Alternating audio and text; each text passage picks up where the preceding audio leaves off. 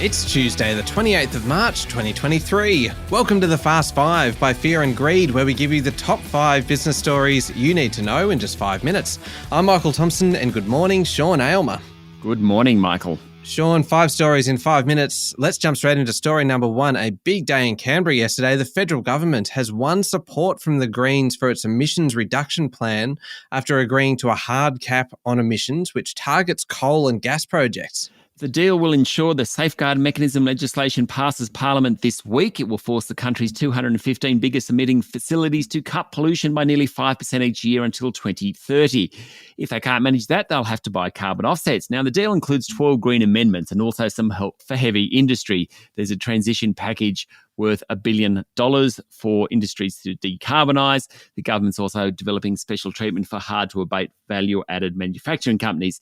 Companies that rely on carbon offsets for more than 30% of their abatement will have to explain why they're not doing more.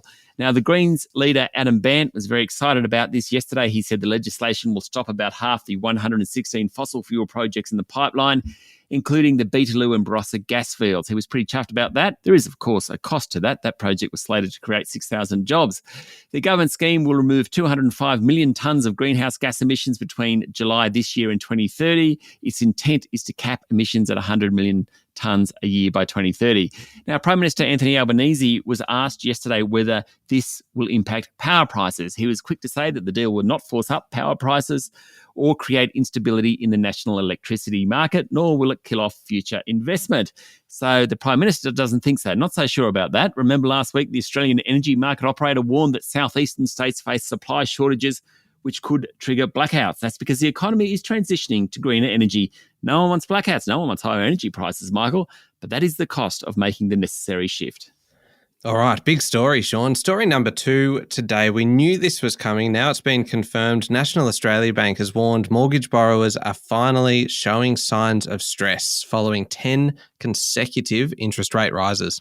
The head of retail banking at National Australia Bank, Rachel Slade, said the number of customers reporting financial difficulties is just starting to tick up. NAB's Consumer Stress Index for the first quarter of calendar 2023 also rose, although it remains below the average of the past 10 years, mostly because of the strong labour market. The rate rises alongside cost of living pressures have prompted banks to proactively call customers who are at risk of getting into trouble on their repayments, according to a report in the Financial Review. Now, so far, bad debts at banks haven't risen, though it's something regulators will take a very close look at in coming months, particularly against the backdrop of bank failures in North America and Europe. Sean, story number 3, Premier Investments, which owns brands including Smiggle and Peter Alexander and Portman's, Just Jeans, Dotti, has reported record profits for the last 6 months. The retailer said sales rose 18% in the half year ending 28 January, with online sales accounting for about a fifth of that, Michael. The group announced a special interim dividend. That means Solly Lew, who owns 32% of Premier, will collect about $36 million for his half-year payout. Not bad. Premier operates 1,100 retail stores in 6 countries. Now, a standout was Peter Alexander, the sleepwear brand. Sales have doubled over the past 4 years, and the group plans to open somewhere between 20 and 30 new stores in coming months. Smiggle also did well.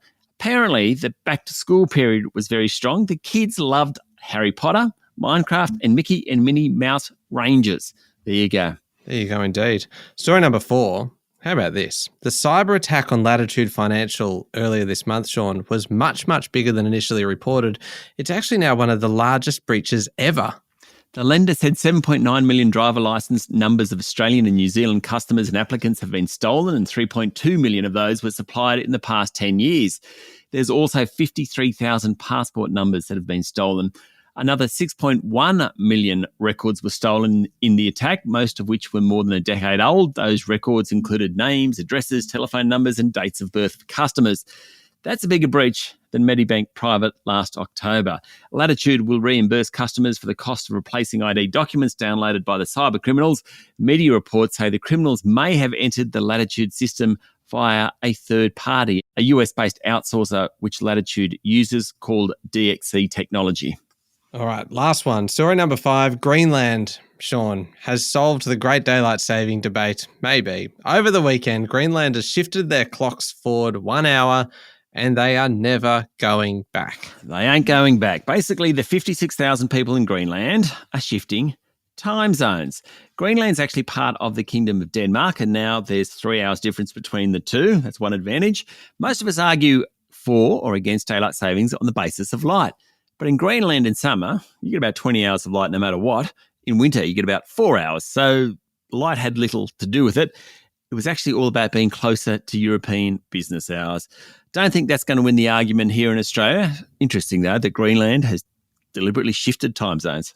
Amazing that they can get an entire country to shift time zones, and we can't even get New South Wales, Victoria and Queensland onto the same time zone. Yeah, you're right. All right, there we go. The top 5 business stories in 5 minutes. Thank you, Sean. Thank you, Michael. It's Tuesday, the 28th of March, 2023. Remember to hit follow on the podcast, and if 5 minutes isn't enough for you, you can find our longer daily show called Fear and Greed wherever you listen to podcasts. I'm Michael Thompson, and that was the Fast 5 by Fear and Greed. Have a great day.